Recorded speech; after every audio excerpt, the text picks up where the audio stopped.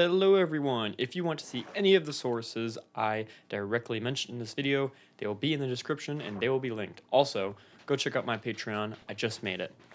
So, why does America have a presidential republic? Well, the strange thing about the United States is that it built a presidency strong enough to lead a continent-sized country, but wrapped it in a maze of rules so it would not turn into a king again, according to the Library of Congress's Constitution annotated. A presidential republic means you get a directly elected president and a separately elected legislature sharing power, instead of a prime minister who comes out of the parliament, as explained in comparative politics textbooks like social science libertex.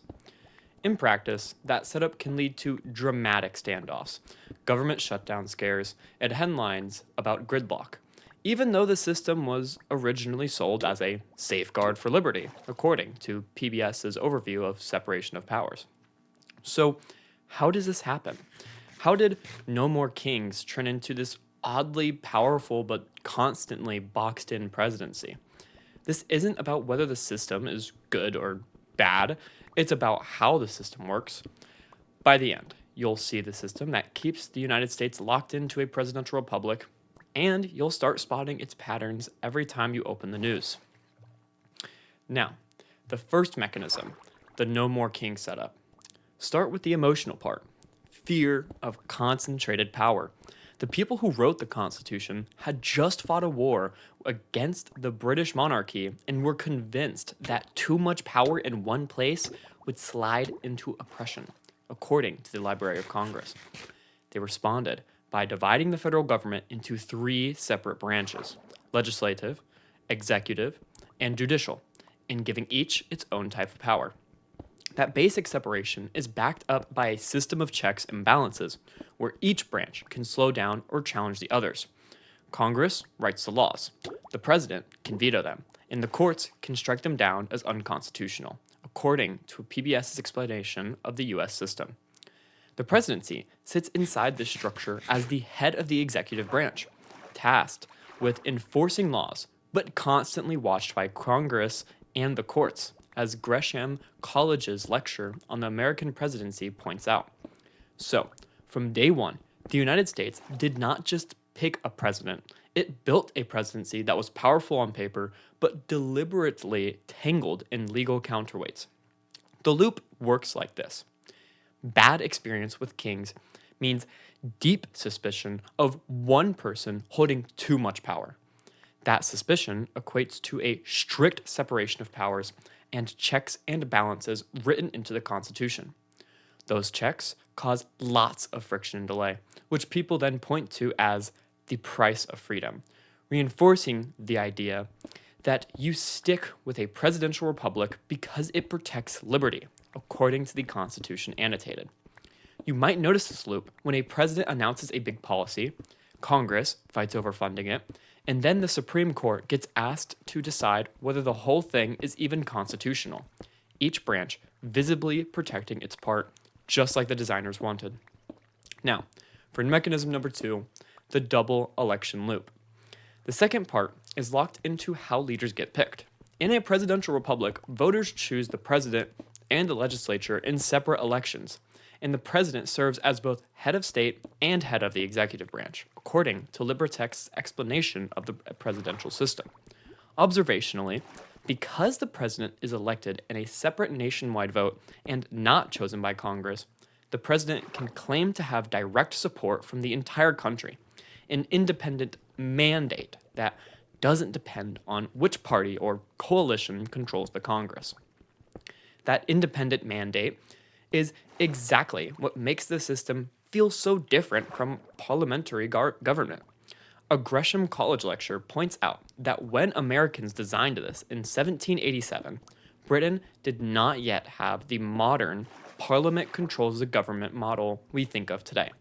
So, copying Westminster wasn't really an option. Instead, they invented an elected executive who was still closed in by other branches. In today's terms, you can think of it as two parallel election tracks. One for the person, aka the president, and one for the teams, aka parties in Congress. Now, here's the loop. Separate elections means the president and Congress can be controlled by different parties. Different parties mean conflicting mandates and frequent standoffs, which observationally is described as a typical downside of presidential systems. Those standoffs are equal to both sides telling voters that we need more power in the presidency or in Congress so that the agenda actually happens, which encourages people to keep investing emotionally in a strong independent president. You might notice this when you see one party win the White House while the other party controls at least one chamber of Congress. And suddenly, the news is full of veto threats, budget shutdowns, and talk about divided government, all of which only make the presidency feel more central in the story. Now for the third mechanism, which is called the written rulebook lock-out, or lock-in. Yeah, lock-in. The third part is more slow and structural. The written constitution and fixed terms. The United States put its entire system, including the idea of a separately elected president, into a single written constitution that is deliberately hard to amend, according to the Library of Congress's commentary on the document. Under that constitution, the president serves a fixed term and does not depend on parliamentary confidence votes for survival, which comparative politics sources describe as a core feature of presidential systems. This creates a powerful kind of institutional inertia. Observationally, because the rules are written down and backed by courts, changing from a presidential republic to something like a parliamentary system would require massive formal amendment and political consensus, not just a new election. Impeachment exists as a safety valve to remove a president for serious misconduct, but it is intentionally a difficult, multi-step process that runs through Congress, as recent comparative studies of impeachment in the United States emphasize. So, the loop is, hard to change written rules mean people and parties adapt to the presidency instead of trying to replace it. That adaptation equals a huge ecosystem of norms, campaigns, media, and law built around the ideas of an independent president. That ecosystem then makes the presidential republic feel natural, which in turn makes altering it seem risky and unrealistic, reinforcing the status quo.